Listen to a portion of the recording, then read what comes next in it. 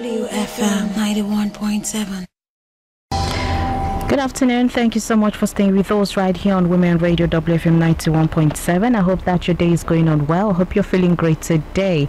All right, this is 5 minutes after 12 right here on this amazing day. I hope that you are doing well wherever you are right now. My name is Rose Yusuf Kaiser and you're welcome to The Big Question.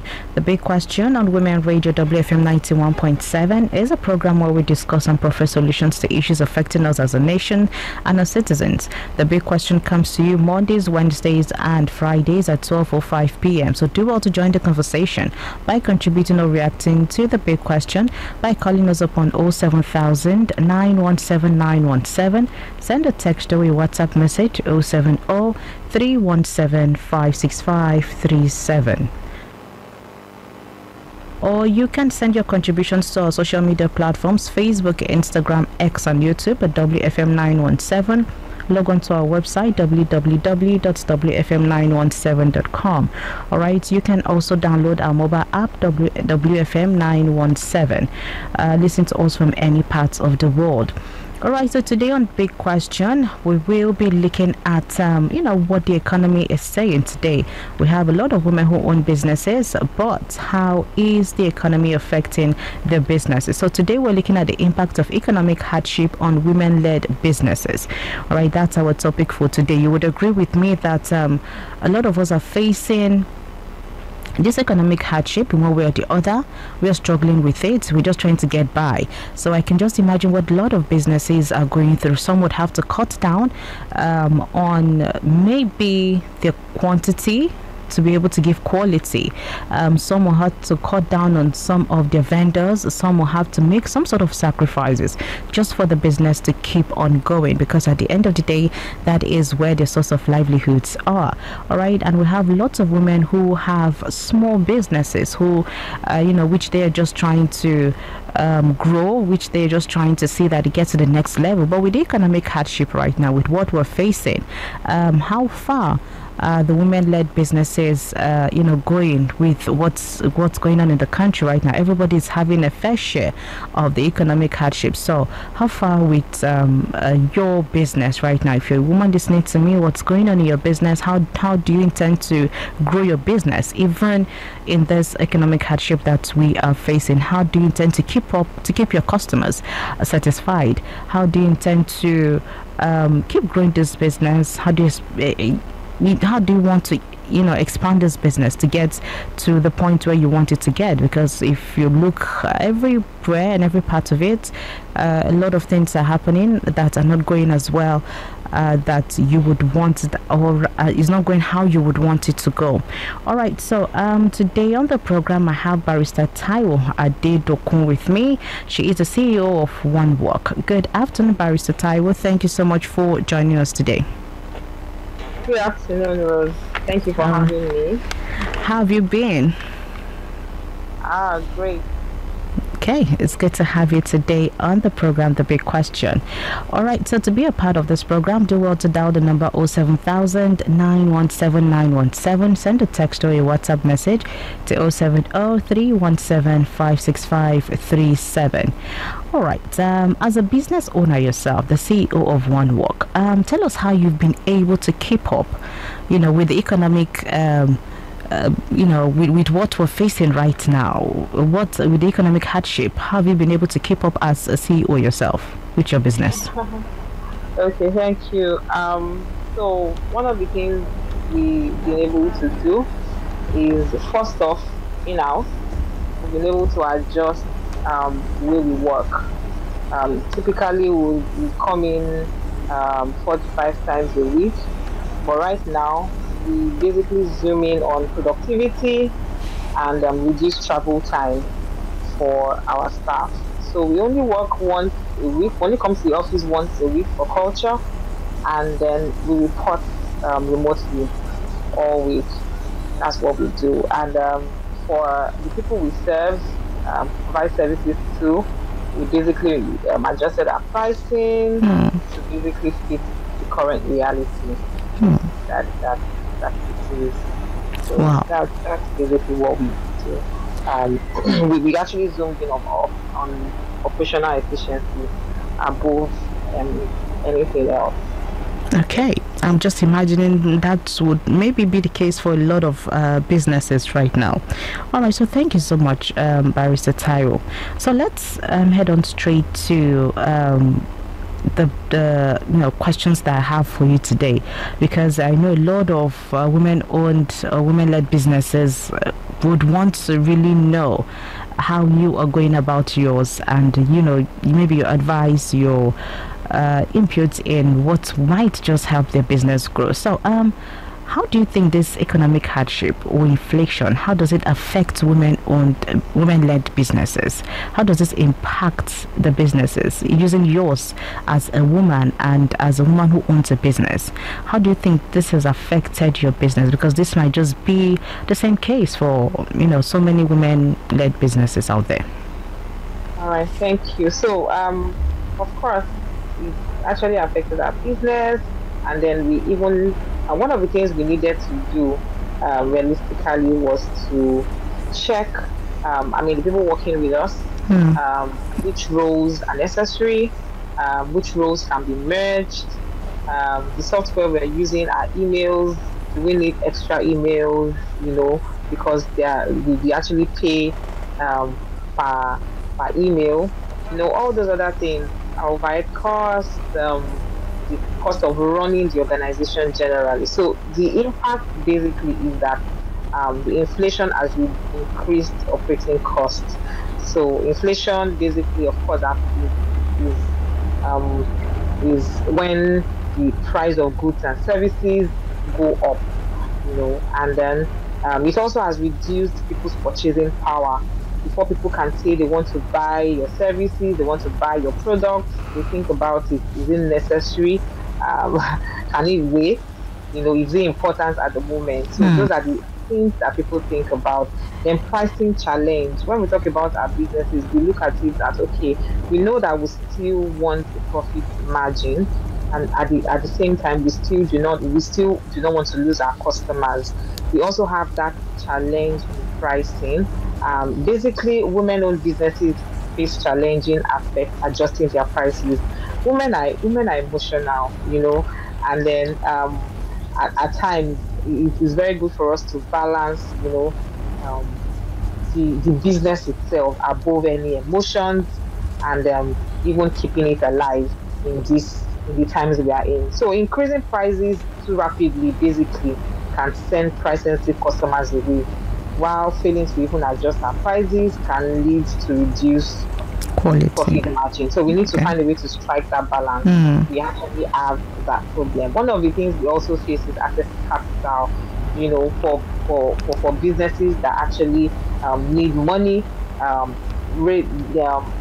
need loans, so basically what loan does is for you to buy time so that you can get the customer base that you need to improve your services. Inflation can basically affect the availability of cost of capital for running the business, particularly for those of us that seek investment from time to time, because some lenders will come to you and they become very cautious during this inflation. If I give you this X amount, what will be the value in the next 2 months?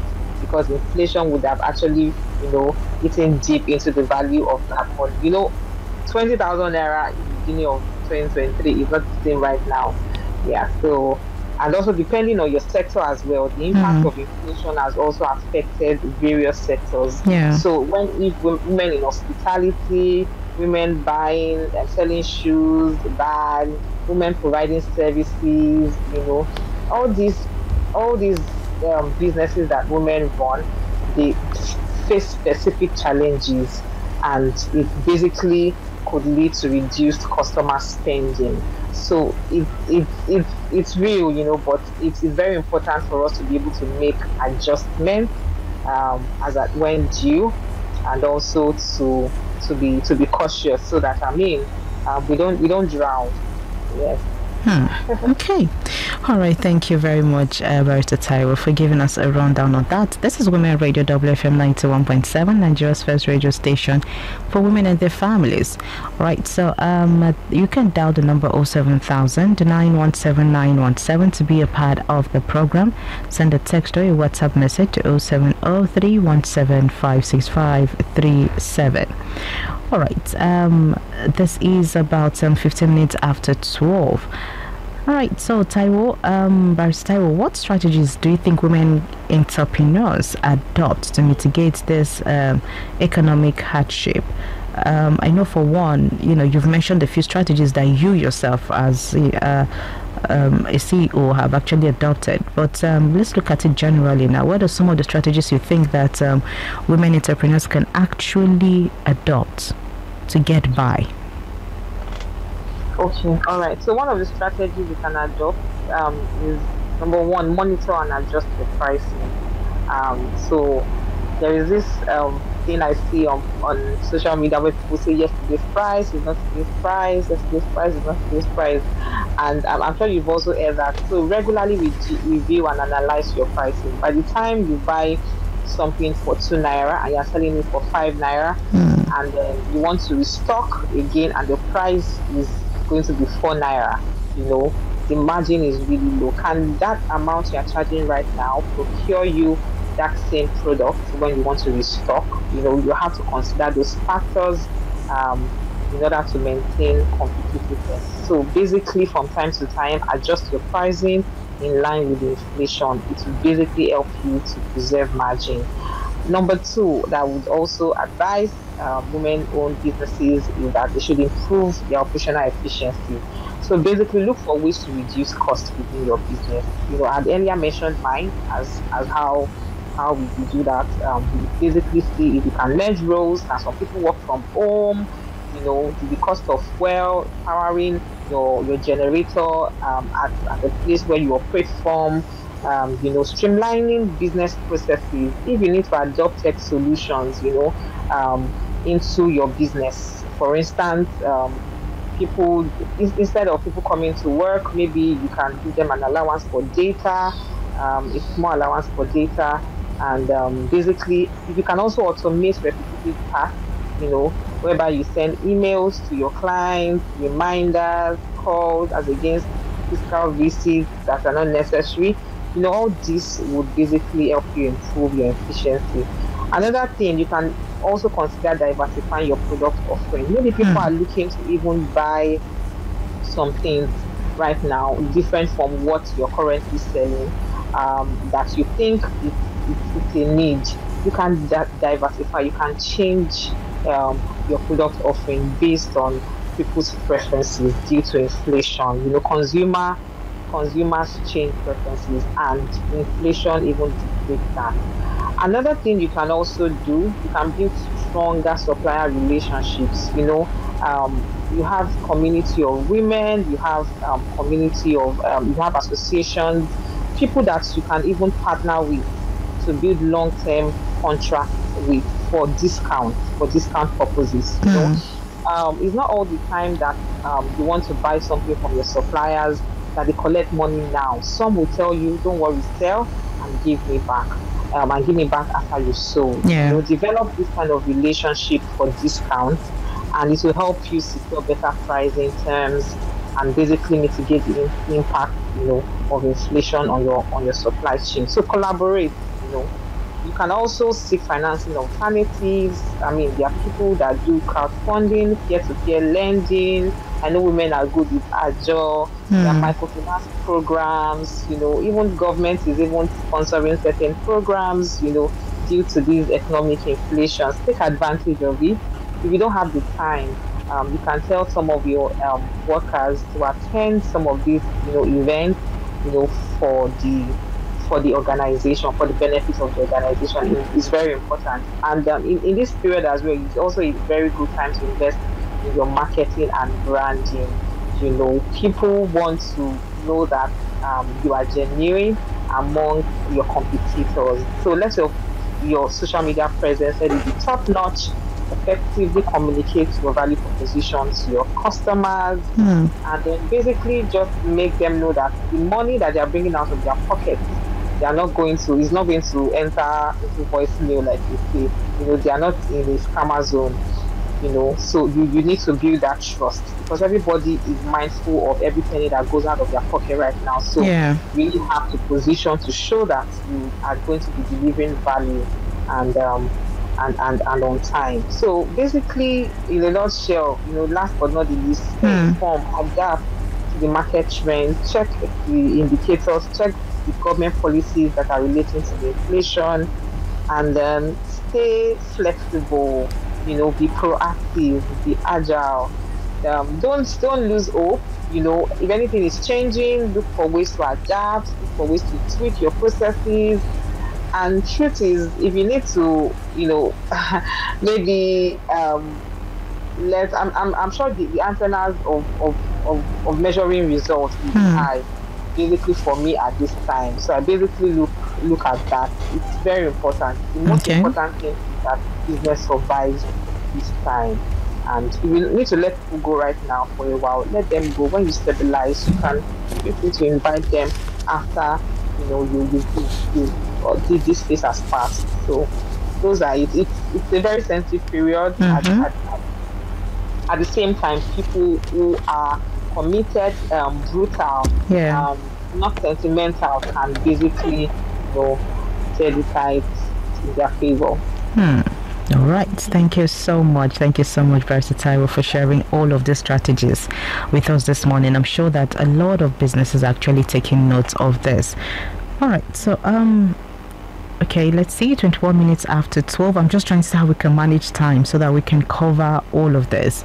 Now, do you think that right now we have some government policies or support programs that exist that aid women-owned businesses during this hardship that we're all facing? Or, to an extent, or it's everybody's case, because, it's just something that one would want to think of, because at some point you want some form of protection, you want some form of support, from government agencies, from some of the policies that they get to roll out. So in terms of policies and support programs for women-owned businesses, do we have that on ground, and how far, if we do? Okay, so for Nigeria, yes, we do have. And the difference between somebody who is assessing it and somebody who does not is basically information, right? So that's why the government set up agencies like SMEDAN,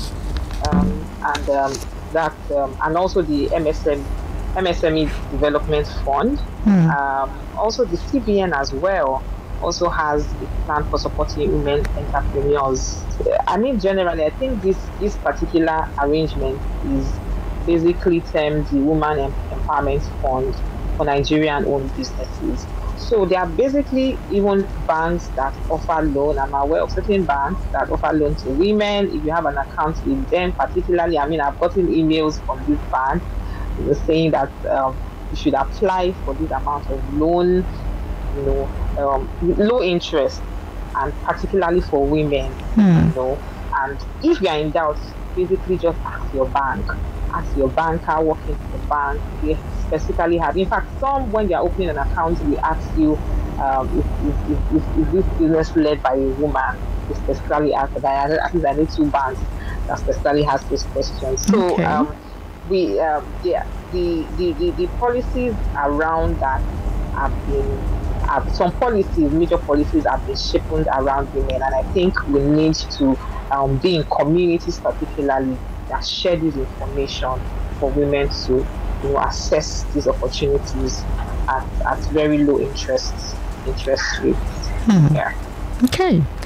All right. Thank you very much for giving us that. At least now that there are some policies on ground and support programs for women-owned businesses. So at least this is encouraging, Versatile. Thank you very much for giving that to us. All right. So now let's look at networking, collaborations among women-owned, led businesses. Now, how can this help to actually fight this economic hardship? Networking, collaborations of recent. I've seen lots of programs that have been rolled out from private individuals, from organizations, all in a bid for women to network, all in a bid for women to come together to help their businesses. Now, how far do you think that actually goes in terms of helping women-led businesses in times like this? Okay, all right. Yeah, so personally, for me, I look out for, I can be an introvert, but for business, I'm not an introvert. I look for women opportunities, any program that basically talks about helping women, because we are just peculiar people. We treat the way we nurture businesses, the way we grow things is different from anybody else.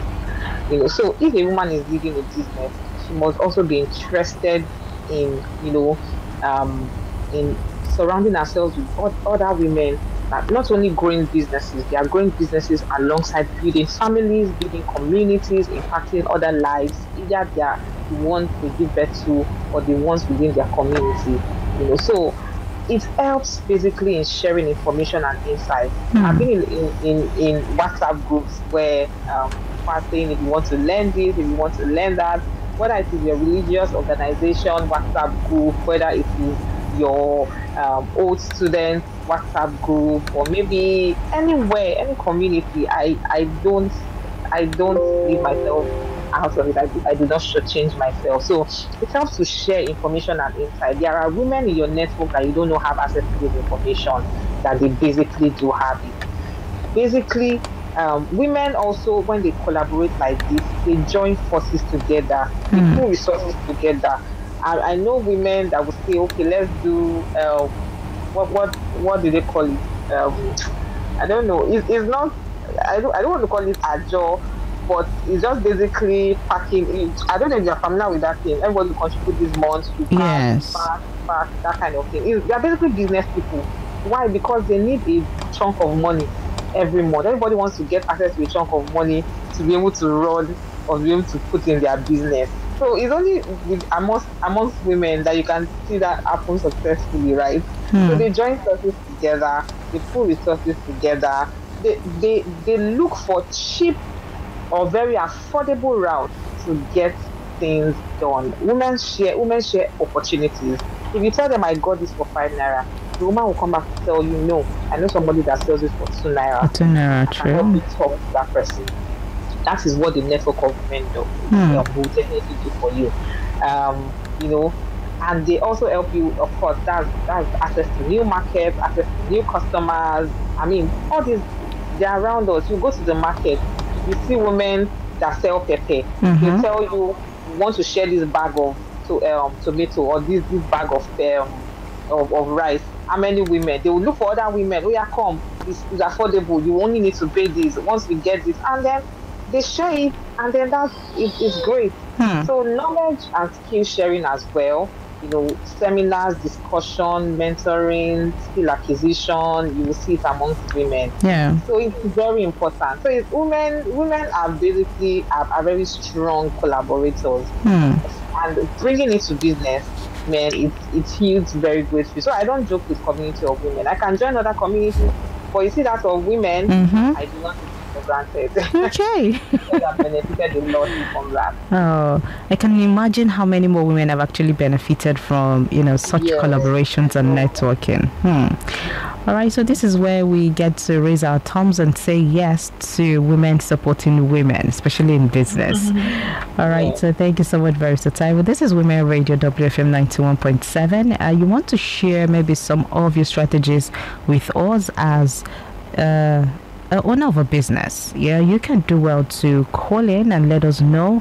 07000 917 917. Send a text or a WhatsApp message to 070 317 56537. This is the big question right here on Women Radio WFM 91.7, where we get to prefer solutions. We discuss and we prefer solutions to issues affecting us as a nation and as citizens. The big question comes to you Mondays, Wednesdays, and Fridays at 12:05 p.m. My name is Rose Yusuf Kaiser, of course. Today with me, joining me virtually for the program today is Barrister Taiwo Adedokun, and she's the CEO of One Work. And we're looking at the impact of economic hardship on women-led businesses. All right, so Barrister Taiwo, let's look at educational resources and mentorship programs. Do we have a lot of this or enough of this available to help women entrepreneurs navigate the economic hardship we are facing, or we need more of it? Well, we actually it's not going to be. I don't think there's anywhere where we say it's going to be enough. Right, but the ones I know that currently exist is the Chamber of Commerce for Nigeria, where I know many women attended and we got trained on how to run their business. They got certifications. I mean, women entrepreneurs actually join these associations. There are also online business communities as well, where people get to share their insights and how they are navigating this period. At the minimum, also, you also have your groups, associations where experts come around to share information that's new. I mean, there are lots of clusters here and there. There's the Lagos Business School. There is the Lagos State also organizes entrepreneurship program, good activation, and basically mentors women period. So that's the All right, Barrister Taiwo, we didn't get the last thing you said. Are you with us? Yes, I'm with you. All right, we didn't get the last thing you said. Oh, I said that there are several institutions. Okay. Yes, that are established within the country. That the state government also have school activation programs for women to learn. And if you're part of any community, I'm sure that one way or the other you have benefited from mentorship, opportunities, seminars, workshops, and business management. I have because, of course, being on social media alone, such as platforms like LinkedIn, Facebook, and even Instagram, you see these opportunities everywhere. Some are free, some are scholarship based, and then you can take advantage of it. You don't have to get out there. You want to go online, your online presence. Okay. All right, thank you so much, Barrister Taiwo. So we have this question we're going to take, and you'll just give us your final words on this. It says, hello, my name is Ebon Lua, and she says she's a fashion designer. I currently work alone, and it's overwhelming. All these responsibilities greatly affect revenue, sourcing for customers, fabrics, sewing, and managing social media platforms and family. And these days, we hardly get students who want to learn and help share these responsibilities. What do you advise? And electricity is also not helping. And she actually added a crying emoji to it. So, for such now, what would you advise? Because it seems that there's a lot going on here, and it's overwhelming her. What's the advice would you give to Ebonolua? So Ebonolua is a fashion designer. Yeah. Basically, just my advice to her would be, if she can, she should look out for funding. She should look out for opportunity. Okay, you seem far away from your mic or something, so we're really struggling to hear you. Is it better now? Yes, much better, thank you. Okay. So I said that she should look out for funding opportunities. funding opportunities. There are grants all over the place for small businesses. I mean, it will help to cushion the effect for running that business. Okay. Apart from the fact that there is inflation that may eat into the cost of producing, she should basically focus on her niche and try as much as possible to sell a value proposition to our clients. She should identify our audience. Not everybody might be able to afford our product based on where she currently is right now. Once she's able to identify our target audience, she should go all out to marketing, to branding. And if she doesn't have the funds, I would advise that she seeks for grant opportunities for small businesses. I mean, the 500K, the 1M goes a long way. I mean, you all know how much that would do Mm-hmm. in sourcing for materials for your business. So, I wish everyone knew all the best. Thank you. All right, thank you too. So let's get your final words. What's your advice right now for women-led businesses? What would you advise them to probably stick to, especially in these times that we're in? Okay, so in a nutshell, I would basically advise women-led businesses, women entrepreneurs, Hmm. to manage costs and find ways to reduce expenses. At times, we might want to be perfect in how we deliver. It's very important, but we should focus and spend on the necessaries, because in the end, we want this business to thrive Yeah. and to outlive us. So the existence of that business is important. Let's not add emotions to it. Like I said before, diversify your product offerings, Hmm. adapt to changing customers. If customers are not um, buying this certain thing again, what exactly are they buying? Go for that. Build strong relationship with your suppliers to navigate the price inflations. People that are selling goods to you, selling you raw materials, selling you clothes, build strong relationship with them. Then also focus on customer loyalty. Those are your customers that you know that notwithstanding, if anything happens, they will still come and buy from you. Hmm. Build relationship with them. Invest in basically incentivizing them in order to retain them. And I also said that you should also enhance your operational efficiency. If there are any processes that you need to automate it. If you think it's cheaper to outsource some things Yeah. to other people to do it, Okay. so that you can focus on things that are essential. All So right. basically, just manage your cash flow, be flexible. If you Hmm. need help, seek help. Women, I know the community we have will help you. If you're in the community of women, we go through a lot of emotions in running business. Don't be shy to tell another woman you are tired, you need help, and then that emotional stability, motivation, support is very important above all in dealing with these challenges Okay. for entrepreneurs. Yes. All right. Thank you so much. Thank you so much for being a part of our program today and actually being a voice for women-owned businesses, women entrepreneurs. Thank you so much, Barrister Taiwo. Thank you for having me. All right. Do have a great day and enjoy the rest of the week. Thank you, and you too.